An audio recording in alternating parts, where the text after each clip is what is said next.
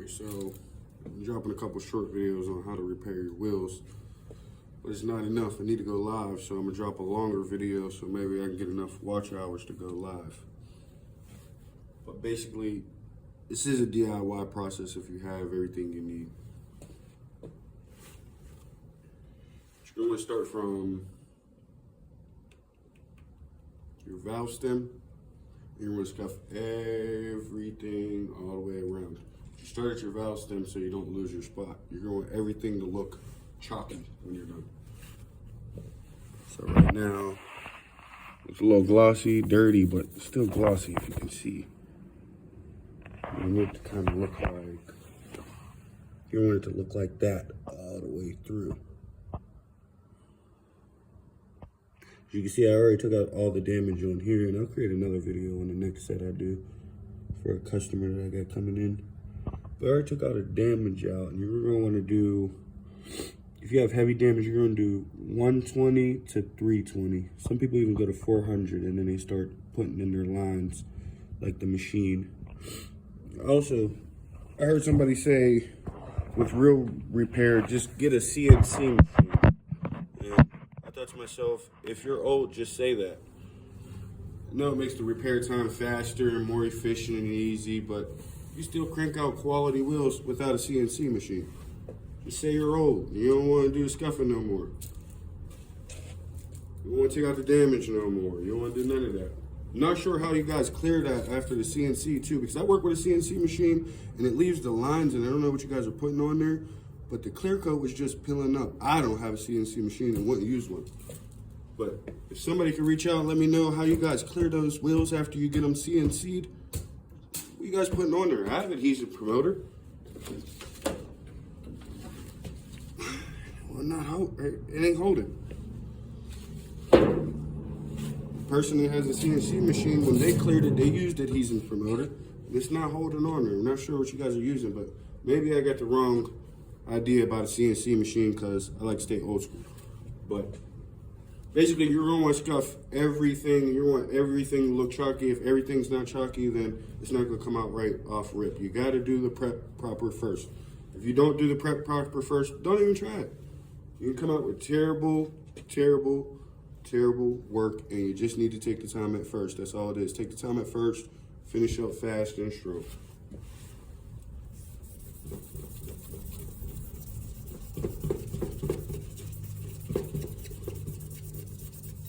I don't want to scuff it. It takes too long. My fingers are tired.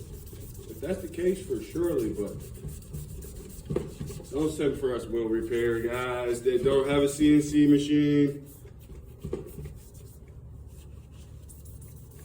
You were probably doing the same thing before they dropped them for, everybody to get, and they just weren't in certain places. So I don't know. I just don't think it's fair if you make yourself to a CNC machine and shit on the guys that came from original hand repairs.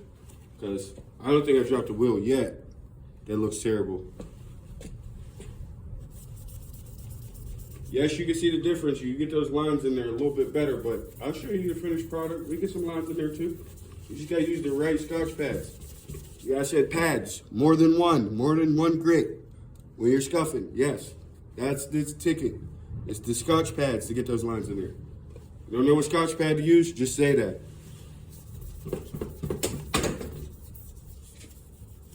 A CNC wheel repair machine is not an end all either. I've seen some of them go past here, and then they'll take this part and they'll take all the black out all the way down here, and then just because everything's machined and flat, that's not the proper wheel. This piece is gone. It makes it look terrible. So I believe there's the perks to both of them. Honestly, if you ask me, but don't shit on the guys that don't have a CNC machine. We still get money too. I got plenty of sets in here. And I don't ever plan on getting a CNC machine. I don't see no reason for it.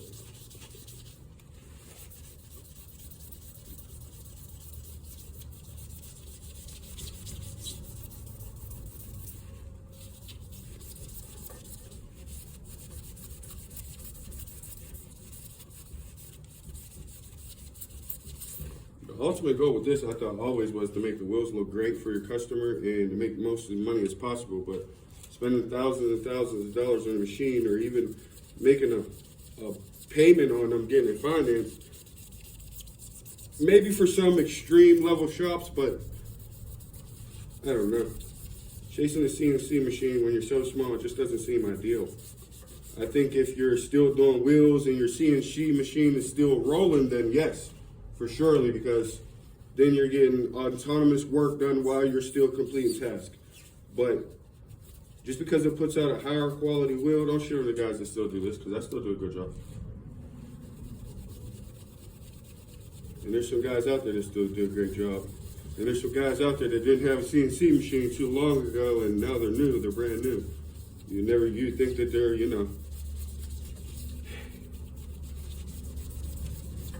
the godfather of wheels. Nah. Really, hand-eye coordination and attention to detail. Aesthetically, you want this thing to look perfect, and if you can't get it there, then I guess that's not your line of work. But basically what I'll do is I'll hit all the big spots in the circle, get back over here to my valve stem, and then I'm gonna go in and hit the littler spots just to make sure I'm not skipping in between and missing spots. You want the whole wheel to be opaque like that. No gloss look, no shiny look. If not, your chemicals won't stick that you need. And you do need adhesion promoter. You can't just paint on top of a scuffed wheel. You can, but it's not gonna hold like it's supposed to. And if you want it to hold and not peel later on, use the adhesion promoter at first. You guys need help on what type of adhesion promoter to use? I ran through 5 or 6 different ones. Within the last year, I stayed to 1 and 1 only. I've been doing this for about 3, 4, 5 years now. I don't change much because if it works, it works. If it doesn't, it does not. There's no reason to, keep changing. If you have what you have works. Even if it saves you a couple dollars, maybe that's your situation. You've got to save a couple dollars. Change. But if you find something that works for you, stick with it and stay with it. Because most of the time, these adhesion promoters don't stick and stay.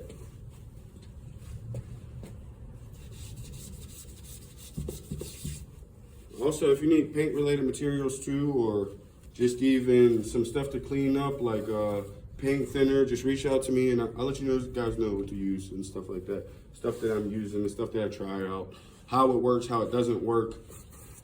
And if we get too far into this, I'll start teaching you how to blend some paint to start color matching.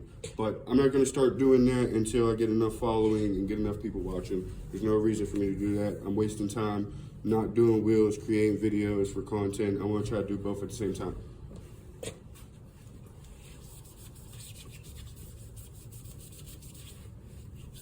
Oh yeah, and don't forget the barrel. Don't cheap out and forget the barrel.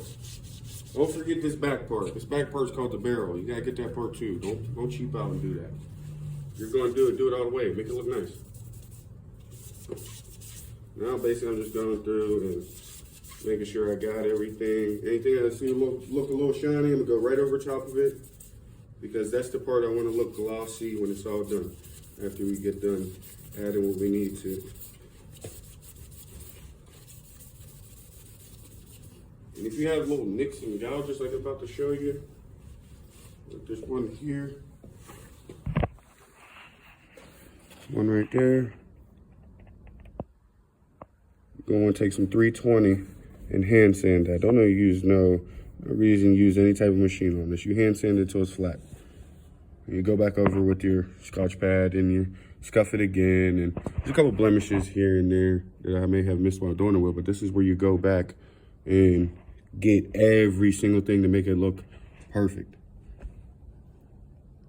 No blemish there. You go in and take all that out.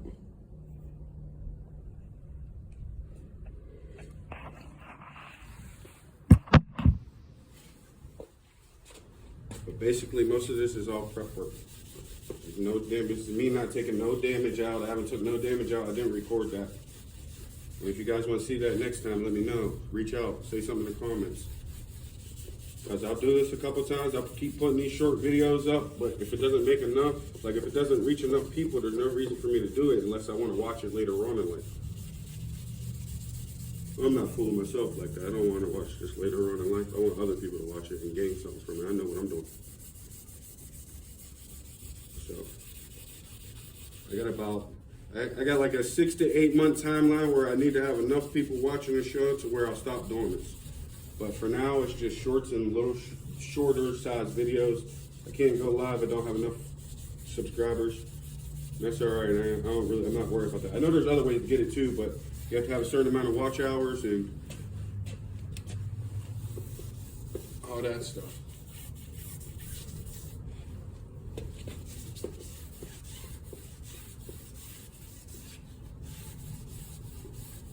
Basically, once you get that face down, that machine face all the way down, knocked down to 320, and then BA with a air sander or orbital sander, you're going to come through with your Scotch pad and move in a circle.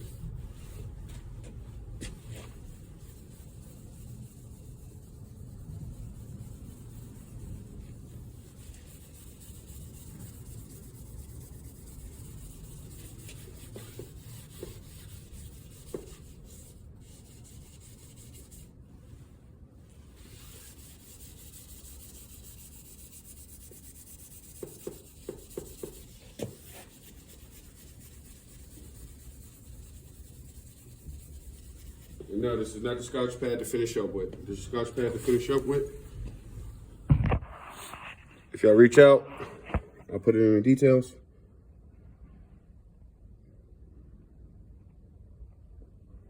Once this thing gets clear, after I hit it with the Scotch pad, the machine face with the last and final prep, you'll be able to see the striation lines in there a little bit more better. You kind of see them in here now, just really terrible phone, but basically you see them lines in there, and you'll go through and you'll do it correctly in a circle, and you move in and in and in, and eventually you'll get to the machine look, and then you go through, clean up your blemishes, paint your black over it, paint your black on all the spots, get all those, get your black eye, all the black in there, you know, prep that barrel back there. And once you get all your black painted, you'll let everything dry. You want to go through and clear coat everything. When you clear coat, you're going to want to go, you want to mix some type of reducer a tiny bit at first. For the first coat, you want to go like 3 coats. If you really, really want it done right, you want to go 3 coats. Your first coat, you want to reduce it a minimal amount.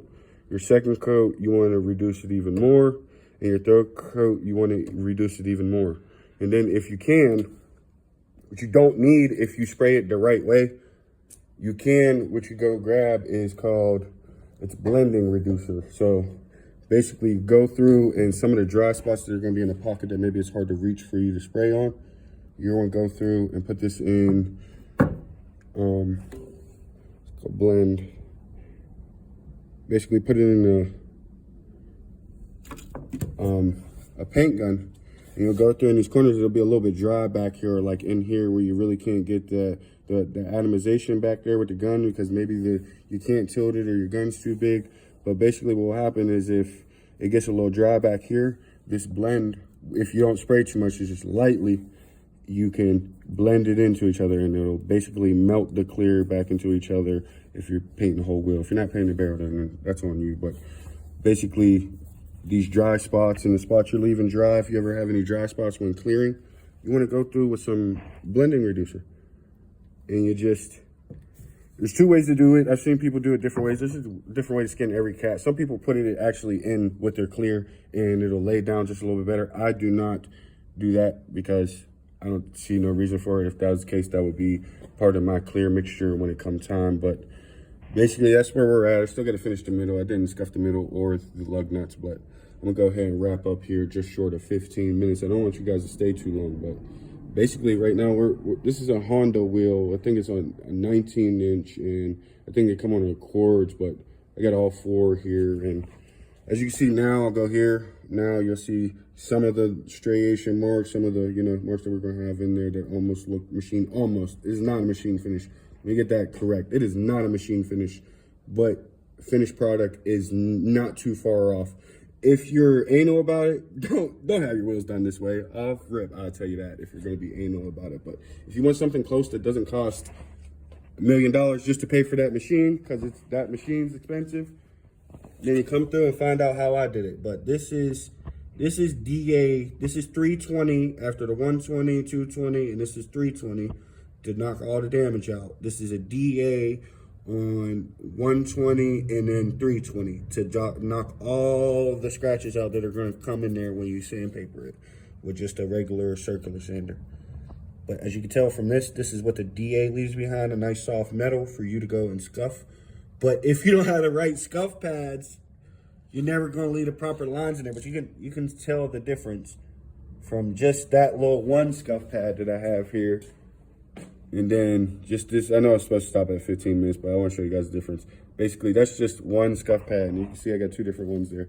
And we're going to go ahead and finish up with that gray one. But you guys reach out. Let me know what you guys think. You know, if I should keep going, shouldn't keep going. You know, terrible. And CNC guys, you guys definitely reach out. I want to hear what y'all's talking.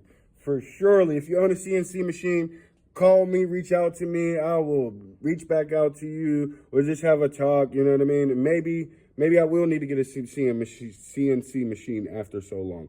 So I'm not really just trying to shit on the game. I'm trying to figure out what the CNC machine is all about. I have seen them done. I've seen them cleared. The lines maybe got too deep, and whoever cleared them maybe didn't put adhesion promoter, but regardless of it, the finished product the customer did not like when I brought it to them, and they would have rather had me hand do it as well. So that's just the experience I had the one time I used the CNC machine. I have had experiences where the CNC machine will do a better job than maybe myself or any human that I know, but machines aren't always going to be the end all, replace all. They're going to help us. But I'm out. This is from this to that. Not a mechanic. I'm not a mechanic. I do mechanic work, but I'm not a mechanic. I actually refinish wheels for a living. So that's the reason my name here is that on YouTube. So you guys, just let me know what you guys think.